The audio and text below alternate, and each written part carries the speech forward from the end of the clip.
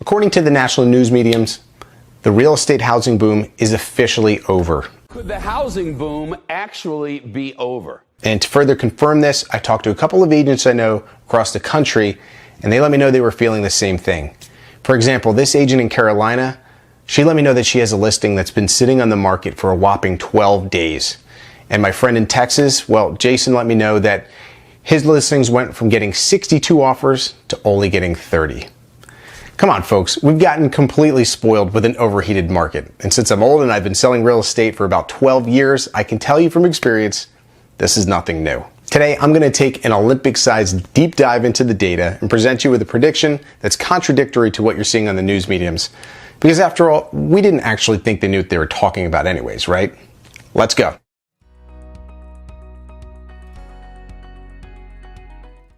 Hey folks, thanks for joining me today. I'm going to present you with a few things that I've been seeing in the market, then we're going to jump into the data. But before we do that, I did notice that a lot of people that watch my videos are not subscribed. I'm going to start putting out some more video content on my YouTube channel. So if you like these videos and you want to know when they come out, just please click on that notification button, subscribe and like. It helps the YouTube algorithm and it also helps me. Okay, so first off, like I was expecting if you watched my last video, the rentals in New York City are already starting to make a comeback. People are getting called back to work. And since the vacancy ratios were higher, the prices went down.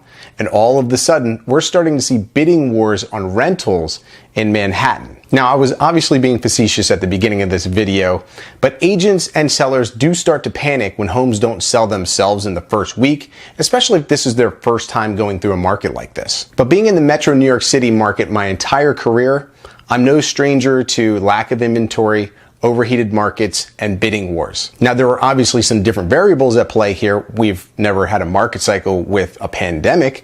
However, we have experienced natural disasters where the cities in which we worked were completely flooded, and just months after that, the market snapped right back. Now, don't get me wrong, the Delta variant is definitely a cause for concern, and I'm sure that's one of the reasons why people are pausing a little bit.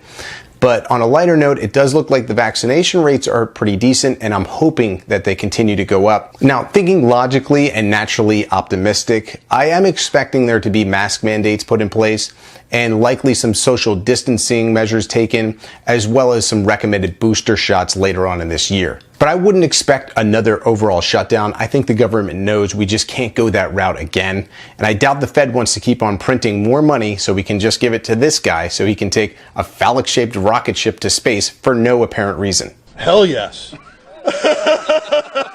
But bigger picture, I believe that what we're seeing here are two main factors. Buyers are just simply getting tired, and people are on vacation. I know it sounds maybe a little bit too simplistic, but think about it. When you look at this graph and you see the pricing of properties over the past 12 months, I mean, it's hard to think that people wouldn't just get exhausted over time. How many times could you make offers on homes, become emotionally invested in a property, and continue to lose out on it until you start thinking to yourself, well, maybe we should just rent or take some time off? And secondly, the pent-up demand for travel is starting to show itself. You know, people just want to get out of the house, really enjoy themselves, don't have to worry about social distancing this summer, and it's really starting to show up. Now, a poll was just taken that shows that over 60% of Americans intend to travel more this year than they did pre-pandemic in 2019.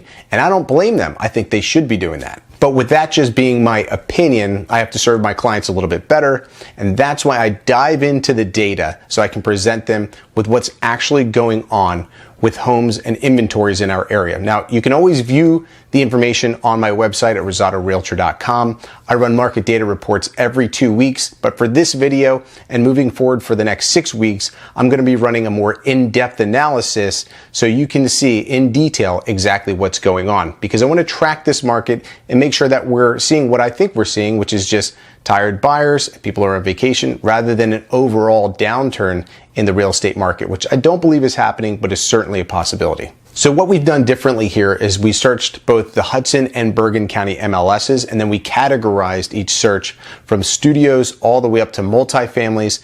We went ahead and searched the active under contract, as well as expired and sold since March 1st. So what the report immediately shows us is that studios all the way up to small 2-bedrooms are struggling, and they have been for some time.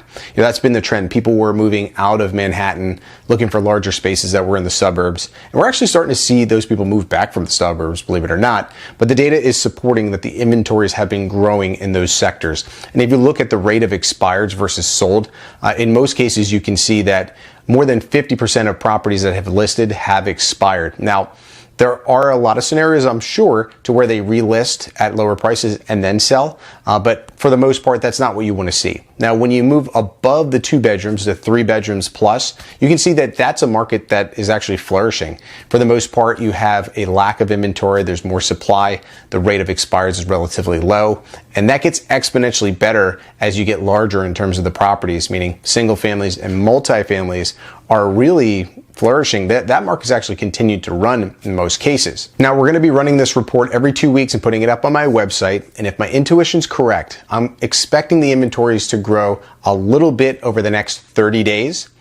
And then when people come back from vacation or they're getting called back to work and all of a sudden they need to move, well, we're going to see these inventories contract pretty quickly. So here's my point. I understand as a buyer why you'd be tired. And I think it's really important that you do go away, go on vacation and enjoy yourself. But just know that now is actually one of the best times for you to be looking at properties when you have less competition, because from my past experience, this is short-lived.